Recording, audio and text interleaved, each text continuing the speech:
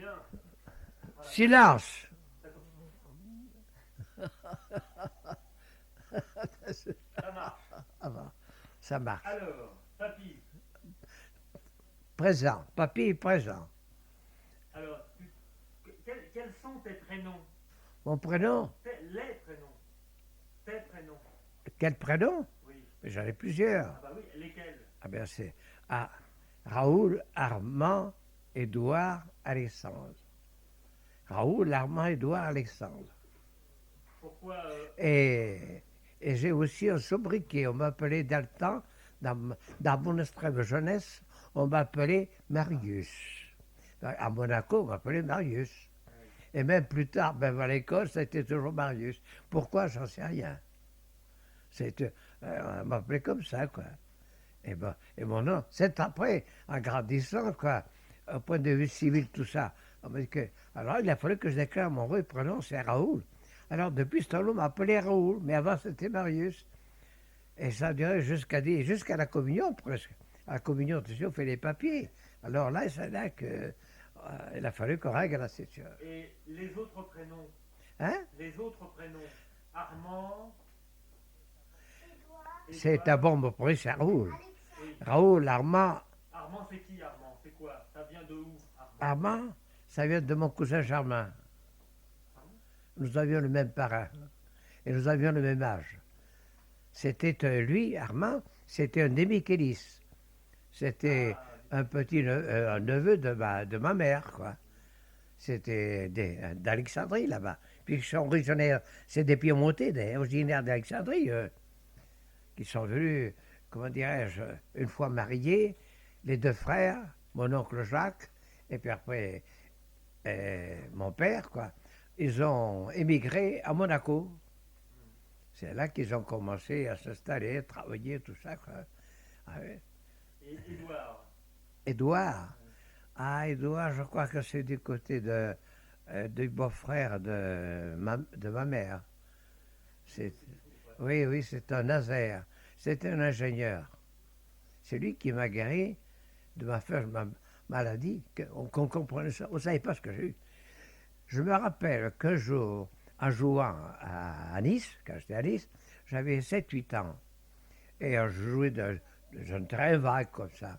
Puis après, à côté, mais je ne savais pas, il passait les canalisations des égouts. Et, et dans ce jardin, il y avait une source qui sortait. Mais ce n'était pas la source, c'était l'eau qui fuyait des égouts qui sortaient là. Alors, moi, je jouais là-dedans. Je jouais, Ouais. j'avais soif. J'avais mangé du raisin tu sais, il y avait des villages autour, quoi. Le raisin débordait, quoi. Alors pichotait, quoi. Ça fait rien. C'était l'extérieur. Alors, en pichotant, ça m'a donné soif. Et je jouais là, j'ai bu cette eau. On croyait que c'était de l'eau de source. Et c'était de l'eau des canalisations des égouts. Et c'est là que j'ai attrapé une espèce de maladie, j'en sais rien. Les docteurs qui me soignaient ne savaient pas quoi c'était. Et je suis monté jusqu'à 40 heures. Hein. À 40 heures, ils me soignaient qu'il pouvait. Et mon oncle Lazer, celui que je te parlais tout à l'heure, hein, mon oncle Lazer, qui s'est marié avec une sœur de ma mère, tu comprends, c'était... Alors, il était de passage à Nice. Et alors, il m'a vu, il dit, mais qu'est-ce qu'il a, Marius? Parce qu'on m'appelait Marius encore, quoi. J'avais 7 8 ans, 9 ans, 9 ans. Oui, j'étais au catéchisme, mais pas à la fin. Alors, j'ai été au catéchisme à ce moment-là. Alors lui, on ne sait pas. Il a une maladie qu'on ne connaît pas.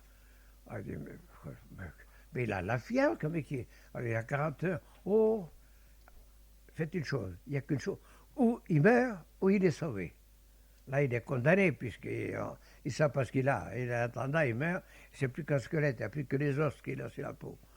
Alors, moi, je ne veux pas mourir. Je dis toujours, étant gosse, je ne veux pas mourir, je ne veux pas mourir, je ne veux pas mourir. Je me pliais toujours. Et puis après, j'avais la fièvre. Hein. Oh, je ne buvais presque pas, c'était du lait que je tirais avec un chalumeau, quoi. À cette époque, c'était de la paille, un machin comme ça. Alors, l'oncle Nazaire m'a dit, allez chercher de la glacière chez le marchand de vin ou boucher, n'importe qui, apportez-moi une barre comme vous pouvez, quoi. Ils sont soumis à plusieurs, ils emportaient plusieurs morceaux de glace. Ils ont mis ça dans un baquet glacé. Apportez-moi des draps. Alors il a apporté 2 draps qu'il avait dedans et laine de couverture. Alors il a mis ça, la laine de couverture, puis après, il m'a dit maintenant couchez-le.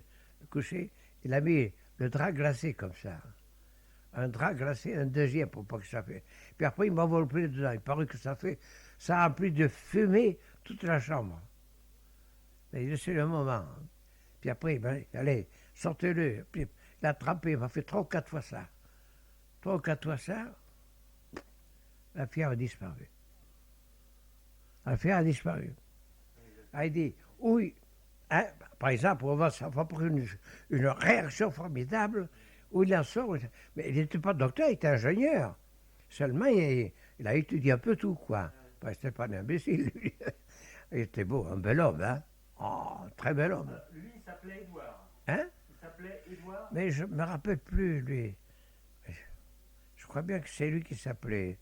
Non, pas Édouard, c'est mon cousin germain. Alessandre, c'était le frère de ma mère. Je ne me rappelle plus comment il s'appelait.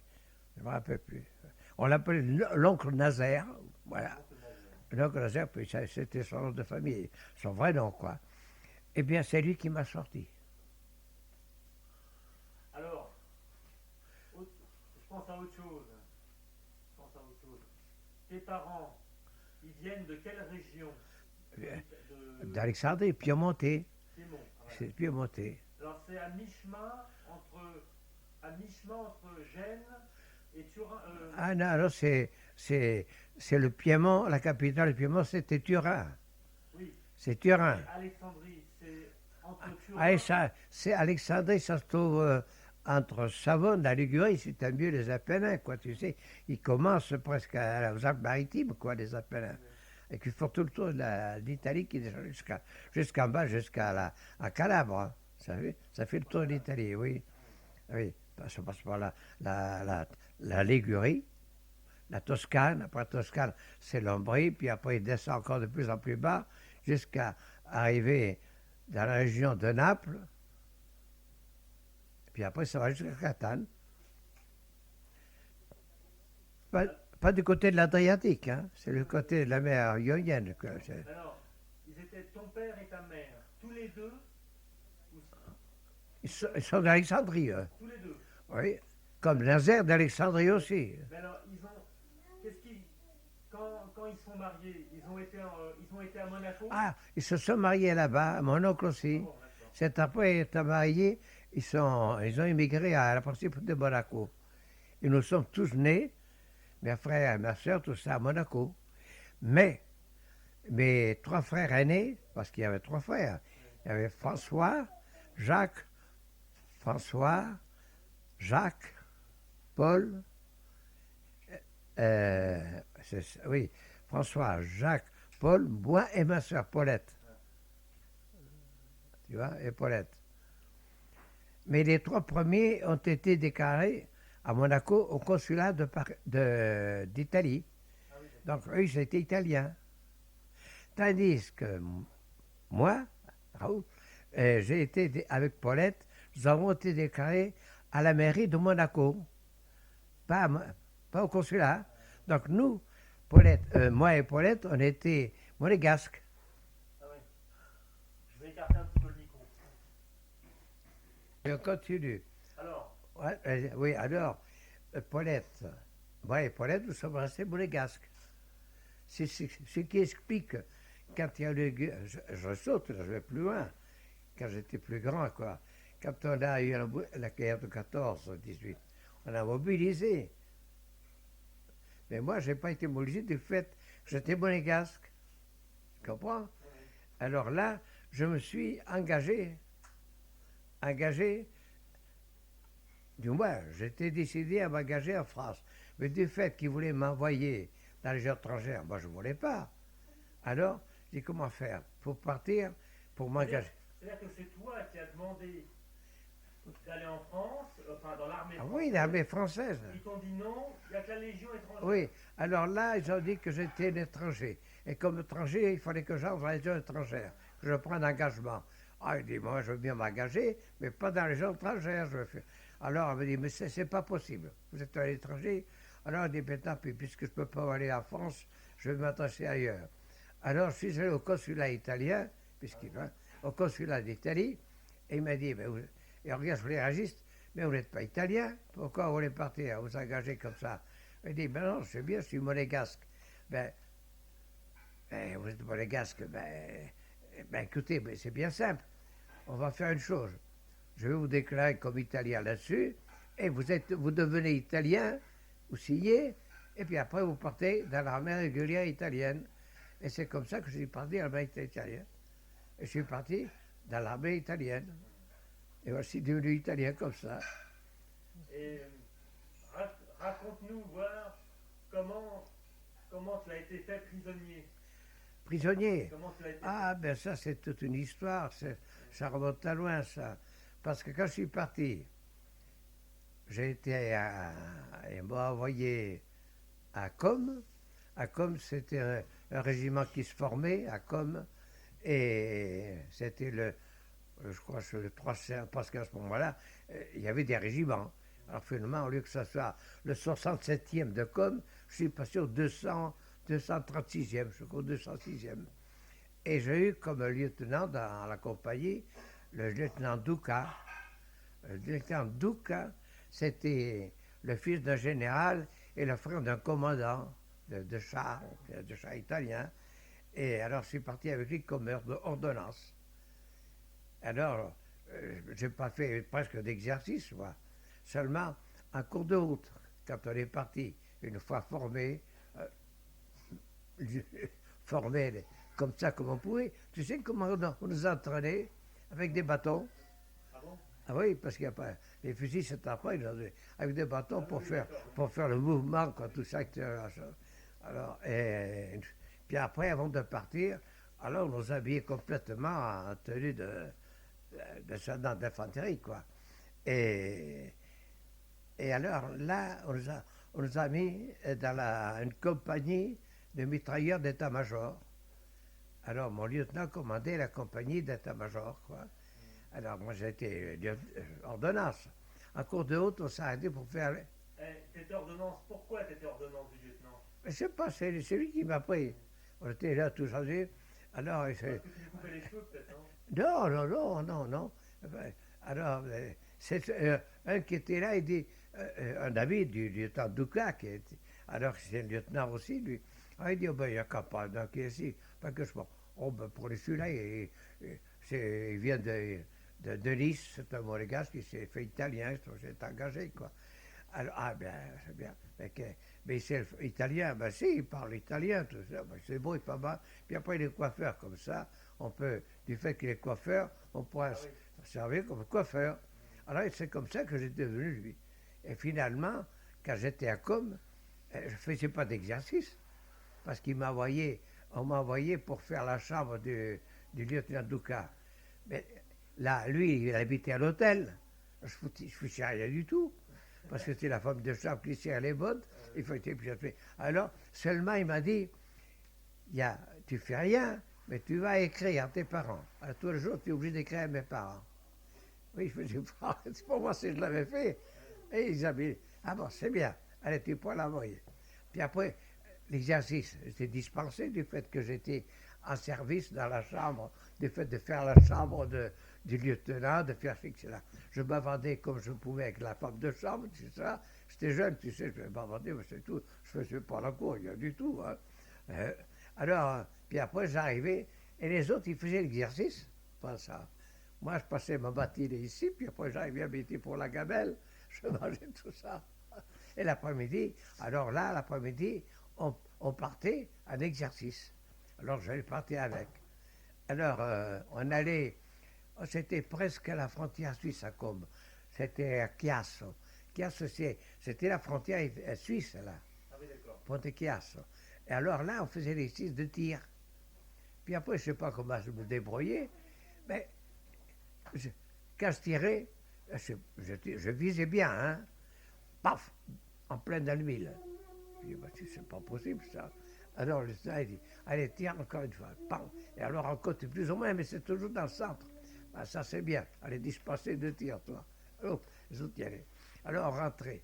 Alors, quand on est venu, qu'il fallait, au bout d'exercice, au bout de 3 mois, hein, au bout de 3 mois, on est parti. Parce que on est parti de là-bas. Hein, tu vois, je suis parti, moi, au mois de janvier à peu près. Non, c'était en décembre que je me suis fait inscrire. Donc, en janvier, février et mars, j'ai été à Com, un tournoi d'exercice. Alors, en mars, on est parti. Le 1er mars, on est parti en chemin de fer jusqu'à Vicence. De Vicence, là, on nous a équipés vraiment en tenue et on nous a donné les mitrailleuses. Les mitrailleuses, et moi, je portais le fut de la mitrailleuse. C'est lourd, tu sais. Les autres, ils étaient avec des... Ils portaient les bandes les bandes des balles, quoi. Oui. Et puis après, on est parti. Alors, en camion, des Vicence jusqu'en bas d'Asiago. C'est déjà les Dolomites, là-haut. Mais c'est pas des Dolomites, puisqu'on fait du patinage. Hein. Et c'était au mois d'avril, hein, au 1er avril, tu vois. Hein. Le 1er avril, on arrive à Asiago. À Asiago, on fait des exercices à la mitrailleuse. Et encore là, moi, à temps plein. Quand on vient dire, les gens, ils sont passés. Pierre m'a dit, tiens, Raoul, toi, va dire, parce qu'il m'appelait Raoul qui faisait. Raoul, allez, c'est à toi. Alors moi, je vais là, et la mitrailleuse tire comme ça. Il faut tirer sur cet arbuste qui est là-bas. Mais je regardais. Ah, il dit, mais comment il fait? Il faut se débrouiller. Bien, alors, donc tu as coupé là. Oui, j'ai coupé. Oui, j'ai pris un arbrisseau qui était grand comme ça, quoi. Ouais. Et tu vas tirer sur cet arbrisseau, quoi. Alors moi, je prends la mitrailleuse, papa, en 3 coups, c'était coupé. Oh, il dit, bon, ça c'est très bien. Mais il ne m'a pas mis dans les tireurs tout de même. Ben, il m'a dit non, parce que moi j'étais ordonnance, attention. Moi je vais faire mon ordonnance. Mais il voulait voir comment si je tirais bien. Alors, là, c'était à l'exercice à Zago. D'Azago, alors on est parti à pied pour le front. On était arrivé, alors au début de, puisque c'était avril, hein. Alors, en marche, quoi. Et pas... Avril, quelle année? Quelle année? 1900 combien? Avril de quelle année? Ben, avril, c'était en 1915. Attends, je ne me rappelle plus, attends que je vérifie ça. Oui, c'était en 1915 je me suis engagé. 1915. Donc, c'est en 1916. 16. Ah oui, d'accord. Au début de 1916.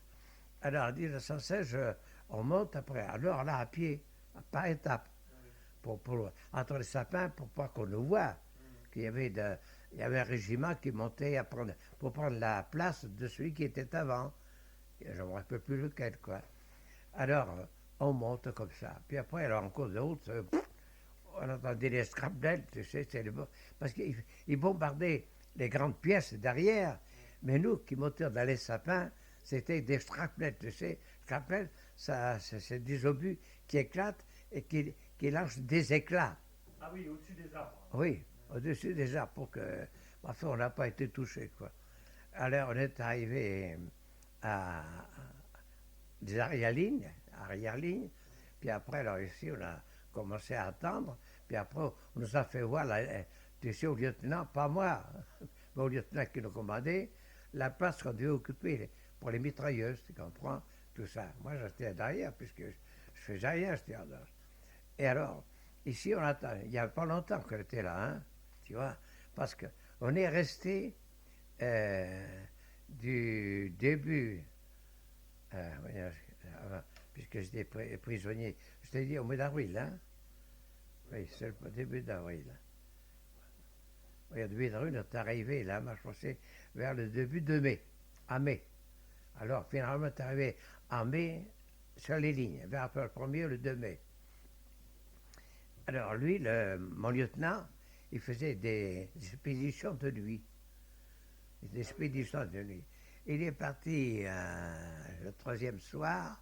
Le troisième soir, tout de suite, il s'était lancé comme ça. Il avait été blessé déjà avant, hein, parce qu'il revenait du front, là. Alors, il faisait des expéditions de lui pour voir la place des tranchées ennemies.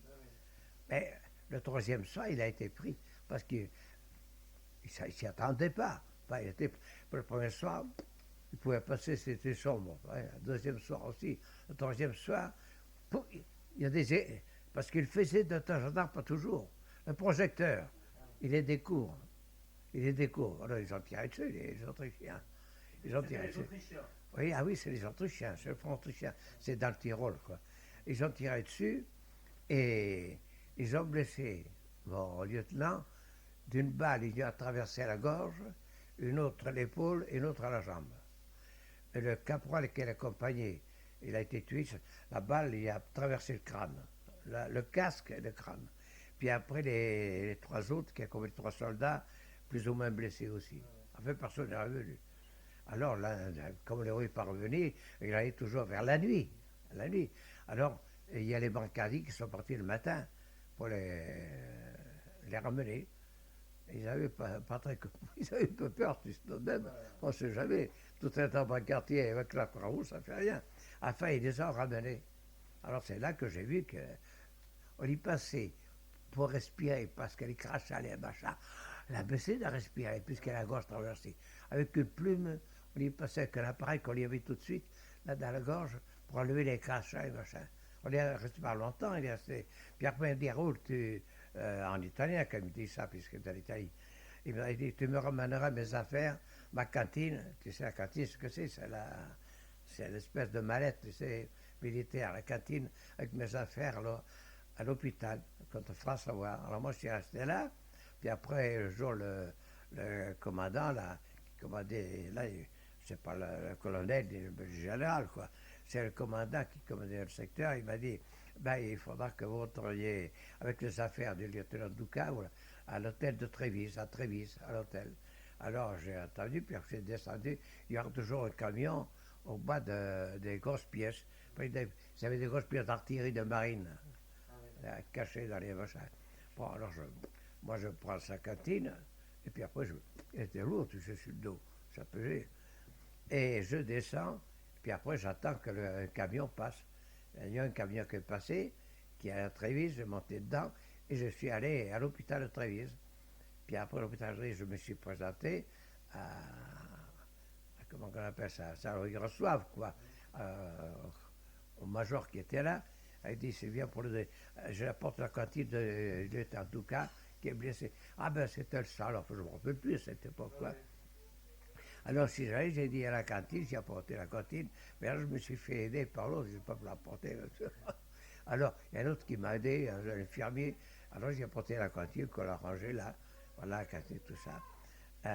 Alors je suis resté là 2 ou 3 jours, puis après il a dit, maintenant Raoul, il faudra que tu remontes. Maintenant tu n'es plus ordonnance, tu es un soldat, il faudra que tu remontes, et au front. On s'est attendu, on m'a signé un papier, comme quoi je suis resté 3 jours, là, tu comprends? Pas comme déserteur, hein? Alors ce papier, eux, ils l'ont enregistré aussi, au cas que je vienne être blessé, etc., que je n'étais pas déserteur, puisque j'étais parti.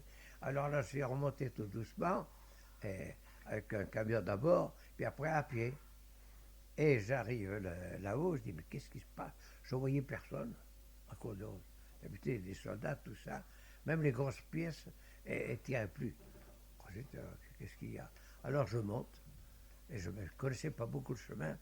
Alors finalement, je monte de quoi c'est toutes des découvertes, il n'y a rien. Je dis de ma mère, mais surtout le 206e. Ah ben, j'ai demandé vers là, quoi. Il n'y a qu'à monter. Les gens, quelques soldats qui étaient là, quoi. Alors moi je marche, je vois rien du tout. J'entendais rien, mais qu'est-ce qui se passe? Bizarre ça. Finalement, je trouve mon petit sentier et j'arrive là à l'espèce de cahute, mais il y avait pour faire l'habitacle, hein, il y avait des chênes comme ça, pas des chênes, des sapins. Ça couvrait, ça faisait, c'était couvert, quoi. Puis après, on avait fait avec des pierres, tout ça, on avait fait des chambres. Alors moi j'étais fatigué, hein. J'étais fatigué. Et puis après, je m'allonge là. Dans ce coin-là, c'était caché, ça faisait une cagibi, quoi. Et là, le machin du lieutenant était plus loin. Alors je monte, je restais là. J'avais un cours d'eau, acheté des pains comme ça. Moi, j'ai un petit peu, j'ai bu un coup. Avec ma gourde, c'était de l'eau, quoi. et puis après, je m'allonge, je m'endors. Je m'endors, j'entendais plus rien. J'étais fatigué par tout ça. Hein. Je portais ce machin-là, j'étais à bout, quoi. Alors, bon, je me suis endormi. Puis après, je me réveille, je ne sais pas combien d'heures après, j'entendais rien. Je dis, c'est bizarre, ça. Et oui, ils sont passés, les soldats. Et personne. Alors, moi, je sors, et ils avaient fait pour aller à la tranchée un tunnel, tu sais, recouvert de branches, assez long, qui est à peu près 150-200 mètres. Alors, je vais là-dedans, et je me trouve aller avec un Autrichien. Lui, il lève les mains. Il dit que moi, je n'étais pas armé, j'avais rien. Il dit, on se regarde tous les deux. Toi aussi, tu lèves les mains? Lui, pas moi. Ah oui, lui. Et ben, c'est moi, ce que je pense. Il m'a regardé, puis après, il a vu que j'avais rien, il me saute dessus. Il dit, c'était un, comment on appelle ça, un chasseur tyrolien. Chasseurs tyroliens, ils ont une espèce d'Edelweiss ici. Ah oui. C'est des tireurs tyroliens, c'est des tireurs d'élite, tu comprends? Ah oui. Alors, puis après, j'entendais errement, des coups de fusil. Je dis, mais qu'est-ce qui se passe? Je me trouve au milieu, moi. C'était les Autrichiens, pendant que je dormais. Après un bombardement la veille, quoi, ils avaient reculé. Les Italiens étaient très en arrière, derrière moi. Les Italiens avaient reculé, Et les Autrichiens avaient avancé. oui, Ouais. alors, et même la tranchée qu'on occupait, nous, était déjà évacuée. Ils avaient pris une deuxième tranchée, plus avant encore, les Autrichiens. Ils avaient avancé comme ça d'un kilomètre. Et moi, je me trouvais déjà prisonnier, là. Ensuite, qu'est-ce que je fais? Alors, ça, c'est ma belle. Alors, je ne sais pas comment faire. Je l'avais inscrit sur le majeur, qu'on déclare la chancellerie. Et ça a été le 27-28 mai, tu vois. Donc, du 1er mai qu'on était arrivé au 28 mai, c'était passé tout ça. Le 28 mai. Ou le 29, c'est parce que. Oui, c'est ça, parce qu'il fallait avoir, pour être combattant, un mois de tranchée. C'est pour ça que je n'avais pas la carte de combattant. Ah oui, c'est Parce vrai. qu'avec tout ça, finalement, moi je suis resté même pas longtemps, puisque je te raconte quelques jours, quoi, c'est tout, quoi. Ben, et alors, c'était vers le 29 ou le 30 mai, j'étais prisonnier. Quand j'arrive par derrière, je vois ma compagnie presque au complet, qui était prisonnier déjà. Ils étaient déjà des prisonniers, eux. Ah oui, parce qu'ils avaient encerclé de chaque côté, c'est pour ça. Ils avaient été encerclés. C'est pour ça qu'il n'y avait personne, je ne trouvais plus personne. Ils avaient enfoncé un coin et par l'autre, où c'était dénudé. Bon, je l'ai passé, moi je ne savais pas. Et alors, les Autrichiens, ils les avaient derrière moi, et ils étaient prisonniers là. Ils m'ont mis avec, et voilà comment j'ai été prisonnier. Ah ben, dis donc. Alors tu te rends compte? Et alors, raconte voir comment tu es parti. Tu t'es pas évadé, mais enfin comment tu as été libéré. Après, j'ai passé alors, depuis cette époque-là, de mois de mai, nous avons mis dans des parquets, quoi. Parquets dans des coins. On est resté 2 jours sans bouffer. Moi, je mange avec du pain, je t'en avais dit. Je l'avais apporté. Ah, il comprend plus le pain. J'allais le couper à quelques pains. Puis après, à comment on appelle ça, un aspirant. Un aspirant, j'ai partagé ma machine. Un aspirant, j'ai partagé mon pain, tout ça, puisque je le connaissais, puisqu'il fréquentait mon lieutenant. Et d'ici, on est resté 2 ou 3 jours. On nous donnait du thé, ça m'a fichu la colique, moi. Ah bon. Oui, mais j'avais mal, moi, je ne pouvais pas compter, mais rien. Alors, on nous embarque dans les trains, tous, hein, dans des fourgons à 40 chevaux, quoi, avec autrichiens. Puis, finalement, plus j'avais mal, j'avais beau me serrer la ceinture, rien à faire. Puis après, en cours d'eau, je n'étais pas le seul. C'était là. Parce que je ne sais pas si c'est qui nous a provoqué la colique. Alors, tu ne sais pas, on avait ouvert les poches, je dis, je ne peux pas. Alors, on mettait le derrière en l'air, comme ça, et on comptait dehors. Et j'ai regardé, j'ai vu que je n'étais pas le seul. Tous les wagons étaient ouverts pour qu'on compte dehors. Ah, c'était extraordinaire. Et le terrain,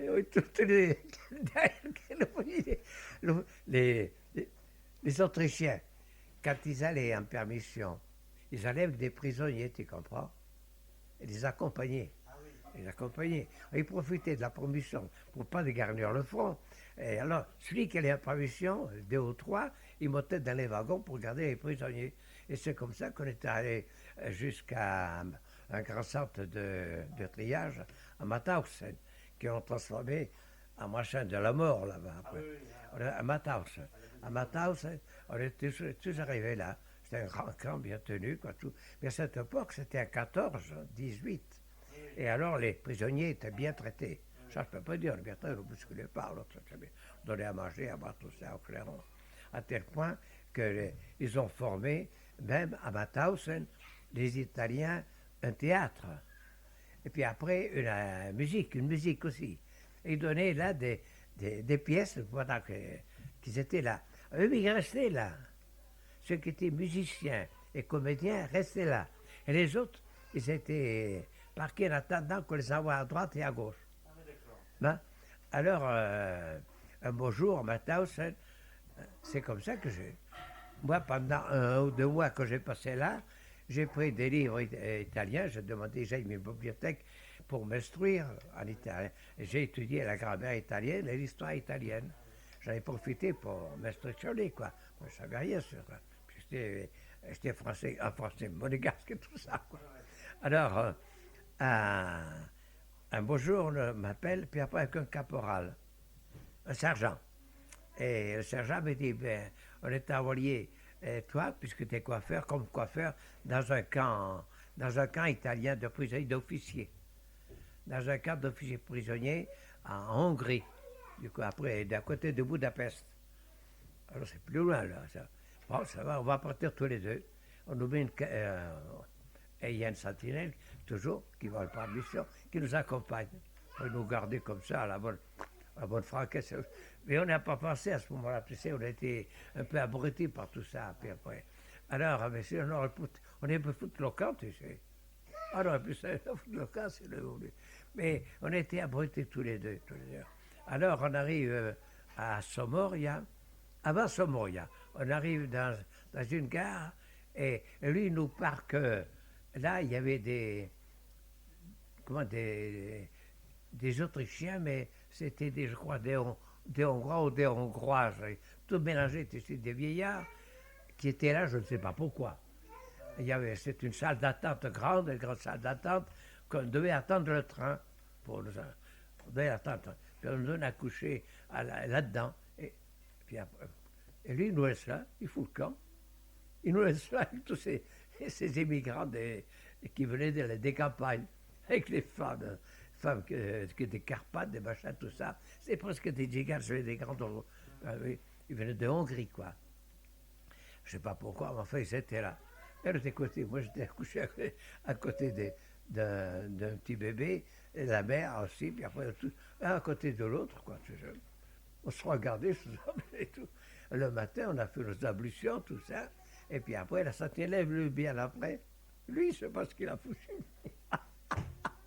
Il le savait. Tu vois, on aurait pu se déguiser, etc., et partir avec les autres. Et je ne saurais pas, mais qu'est-ce qu'il fasse? Mais nous, tu sais, quand on est les premiers, on était abrutis, on ne savait pas. Puis finalement, enfin, il nous a accompagnés jusqu'au train, il nous a confiés là au contrôleur du train, et puis on est parti. Et on est parti et on a traversé Linz. De Linz, on a été à Budapest. On a passé près de Vienne, quoi, aussi. Oui, c'est ça. À Linz, on est allé à Vienne. À Vienne, on est descendu pour changer de train. Et là, nous a accompagné le garde jusqu'à la gare, je ne m'en rappelle plus, une autre gare. On a traversé Vienne comme ça, à pied, hein. Et puis après, il nous a embarqués, après 2 heures après, on était embarqués sur notre train qui nous a amenés à Budapest, mais le train a continué. Le train a continué, mais nous, on est descendu à Budapest, on a pris une petite tortillard qui nous a conduits au camp de concentration des officiers, à Mauthausen. Pas Mauthausen, comment ça s'appelait ça? Somoria. Ça s'appelle Somoria. Ça, Somoria, c'est un camp de prisonniers qui sont dans une île formée par le Danube. Parce qu'après Budapest, le Danube se divise en deux comme ça, pour se rejoindre plus loin. Et on a été un grand... Et cette grande île, il y avait un village, il y avait des habitants, hein, avec, puisqu'ils récoltaient du maïs, des machins comme ça, tu sais, c'est la campagne, quoi. Il y avait des villageois, il y avait un village qui était là-dedans, qui s'appelait Somoria. Et alors, on était tous prisonniers là, au service comme coiffeur pour les officiers. Mais le sergent, lui, était parce qu'il n'y avait personne pour commander tous ces ordonnances qui au service des officiers qui étaient là, aussi bien les cuisiniers que les autres, quoi. Parce qu'on était nombreux, ils étaient nombreux là. Et j'ai retrouvé, pas mon lieutenant, parce que j'étais blessé, mais le copain de mon lieutenant, il était là prisonnier. Il était prisonnier. Et mon colonel aussi, il était là, de mon régiment. Le colonel, le commandant, et puis après, les officiers. Mais il y en avait d'autres, puisqu'il y avait des grenadiers, il y avait de tout, quoi. Et là, on était au service, nous, des officiers. Tu comprends? Alors, moi, j'étais comme coiffeur, il y en avait déjà un. Mais comme ils étaient nombreux, il en fallait le deuxième. Alors, c'est pour ça qu'il y avait. À Matin, on nous départageait dès qu'il y avait quelqu'un, il demandait quelqu'un, et tu comprends, ils se débrouillaient pour. Et à Matin, on a envoyé aussi bien cuisinier que coiffeur, que tailleur, que n'importe quoi, quoi. Alors, ils allaient là-bas. Alors, je suis allé à Somoria, et là, je suis resté presque 2 ans et demi. Ah oui, oui, parce que ça, la guerre finissait en 1918. 1918. Mais là-bas, les Autrichiens, eux, ils avaient fait la paix séparée, déjà à la fin 17, quoi. Et ils avaient reculé, tu sais, parce qu'ils étaient descendus trop loin. Mais l'armée des Balkans, quoi, française, je ne me rappelle plus quel général qui commandait là, ils les avaient enfoncés, ils reculaient de plus en plus, de plus en plus. Alors, nous, on était là, c'est pas tout de suite, ça se passait pas à cette époque-là, en 1916. Et alors, là, j'ai fait mon service de coiffeur. Et les officiers, ils avaient monté un petit orchestre entre eux, par les officiers. Et les officiers montaient des pièces qui jouaient entre eux. Il y en avait qui s'habillaient en femmes, ils jouaient des comédies comme ça. Alors tous les mois, il y avait une comédie qui donnait jouée par les officiers. Et puis après, bonjour, il y a le lieutenant que je dit, mais si on faisait jouer les ordonnances à tous ceux qui font rien là. Alors, ils ont voté, ils nous ont fait jouer. Moi, ils m'ont pris aussi pour jouer. Je me rappelle. Ça les faisait rire parce que j'avais un accent en part, tu comprends? Je me rappelle plus. Et j'ai joué là-dedans dans une pièce. Ils s'attendaient que je parlais parce que, tu sais, j'étais pour l'italien pas très fort. Mais il paraît que j'étais plaisant, que je jouais très bien. Je remplaçais par mes gestes, par mon jeu de mimique, de tout ça, ça les faisait rire, une petite pièce rigolote, quoi. Alors, ils étaient tendants. Alors, j'ai joué qu'une pièce, moi. Mais ils ont joué 2 ou 3 pièces. C'est là que ils ont interprété une pièce qui m'a impressionné. C'est une pièce, comment j'appelais ça? Ça se passait à Pise. Pise ou Florence. C'est le grand, comment je l'appelle, Laurent le Magnifique. Laurent le Magnifique, je me rappelle, une pièce italienne. C'est parce que le frère, il arrive à tuer son frère, le jeune frère. Il tue le frère qui commandait tout, Laurent le Magnifique. Il meurt. En fait, il jouait très bien. Hein. Et là, les officiers, il y avait l'orchestre, les comédiens, tout ça. Et une fois, c'est nous qui ont joué. Mais une pièce rigolote. Ah bon. Et alors, c'est là, moi, ça avait un rôle encore principal, là. On en parlera tout à l'heure du théâtre. Oui. Alors voilà, ça c'est pour te dire. Et on a passé 2 ans.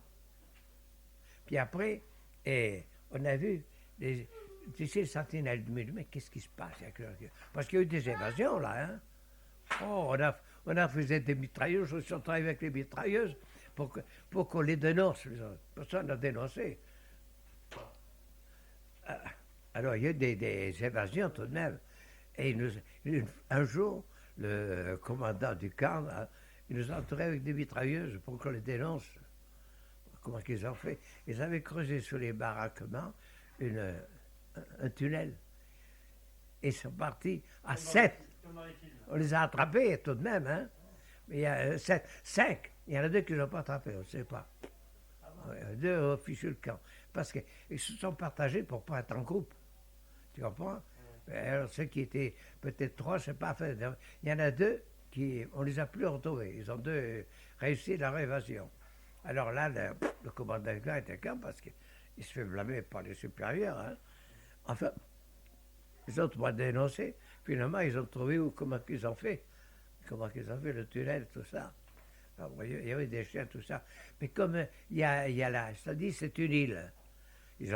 Une fois qu'ils ont réussi à traverser le tomber, les chiens, ils ne peuvent rien faire. Non, c'est sûr. Alors, eh ben, ils sont débrouillés. Mais en attendant, j'en ai plus 5 qu'ils ont ramenés. Ils les ont mis au silence. Ils n'ont pas fusillé, même pas le pal, rien. Alors, ça a continué comme ça, quoi, pendant 2 ans et demi, comme ça. Puis après, un beau jour, il dit, mais qu'est-ce que ça... Parce que malgré tout, il y en avait qui savaient les nouvelles. Je ne sais pas comment ils se débrouillent, j'en sais, mais on sait que ça n'allait pas bien chez eux. Ah, c'est les Russes. Parce qu'il y a un camp de Russes, mais ils étaient maltraités. Chez eux, ça riait le typhus, ils étaient malades.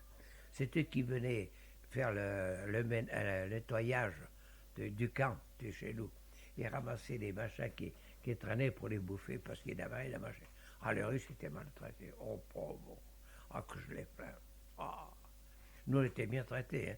Parce que donc, tous les mois là-bas, et tous les 15 jours, on allait à la douche. On allait à la douche et nous mettait sous les aisselles. Et là, une espèce de pommade pour empêcher les poux. Il n'y avait pas des poux chez nous là-bas. Hein. Mais il faisait très froid, hein, attention. Les fenêtres étaient à double fenêtre, Ah bon, pour pas qu'on ait froid.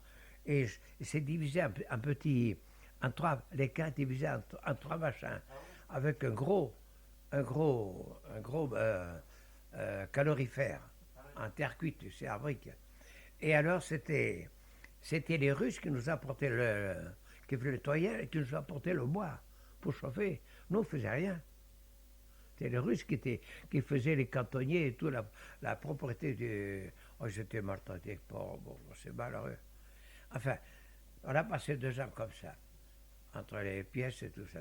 Mais, alors, tous les 15 jours, la douche, et tous les mois, on prenait sa paillasse, on allait dans les champs, il y avait un grand hangar, on changeait la paille qui est dedans, et on mettait la paille fraîche. Et on avait des couvertures pour ne pas avoir froid. Et les fenêtres, là, étaient à double paroi, pour pas qu'on ait froid. Tu vois comment nous soyons à cette époque. Alors on a passé tout le temps comme ça, entre les fêtes qu'on donnait à l'intérieur, tout ça. Bon, la propreté, la cuisine était faite par des Italiens. Ah oui, alors. Mais j'oubliais, il y avait aussi un très bon chanteur, soldat, quoi, qui était chanteur. Ah, lui, il chantait bien, hein, un ténor. Alors lui, quand les officiers donnaient une pièce, alors, pendant l'entracte, c'est lui qui chantait des romances italiennes. Oh mon Dieu, il fallait entendre ça. Oh, bon. Mais c'est un baryton, hein, pas chanteur. Mais bon, il chantait bien. Mais baryton Martin, parce qu'il montait assez haut. Il avait une aiguë aussi, très bien. Comment il s'appelait? Enfin, ça fait rien. Ah, Medini. Je me rappelle, tiens, ça m'est venu. Medini. C'était un Milanais. Il chantait à Milan dans les pas les théâtres, les musicals. Les musicals. Oui, il chantait dans les musicals. Alors, Medini. Et lui, il faisait l'aide de cuisinier, c'est pas cuisinier. Il faisait l'aide de cuisinier. Et elle a passé tout ce temps-là, puis après un beau jour. Et ça, on est arrivé vers la fin, quoi. Mais qu'est-ce qui se passe? Je voyais, au lieu d'avoir une compagnie d'Autrichiens, il n'y avait plus que 5 ou 6. Alors, avec le cuisinier qui était là, qui était lui aussi de Milan, il a dit, qu'est-ce qu'on fait ici, si on se débinait? Alors, on a profité, hein, qu'il n'y avait pas grand-chose, et on a fichu le camp. On a fichu le camp comme ça, puis après on se débattait comme on a pu. Puis après, c'est bizarre, on a vu un train qui passait, tu sais, il s'arrêtait dans le champ, je ne sais pas pourquoi, on est monté dedans. On est monté dans le train, et on est arrivé comme ça, Oh, pas loin de Trieste. Et là, le train allait s'arrêter, nous on ne savait pas s'il y avait du monde ou pas, j'en sais rien. On est descendu. On est descendu et puis on a continué. Et quand on est arrivé à Trieste, l'Autriche faisait signer le signer un traité de paix séparé. Ah ben voilà. Et nous, on était, en attendant, on était partis. Oui. Nous, on était partis avec le cuisinier. Alors, il me dit, mais comment ça va se passer pour nous? Ben, j'en sais rien, on arrive ici. Alors, on arrive à Trieste, puis après, 2 ou 3 jours après, on mangeait, puisque on avait des vivres. Le cuisinier avait des vivres, tu comprends? On est partis, les derniers, on a emporté à bouffer, quoi. Ah oui, d'accord. Ah oui, c'est ça, on a tenu le coup. Alors, on arrive à Trieste, puis après, c'était occupé par les Italiens. Ah ben, Eh oui, les Italiens, parce que l'Autriche avait fait la paix séparée. Alors les Italiens ont fait prisonnier tous les Autrichiens qui étaient de leur côté et les Russes de l'autre côté.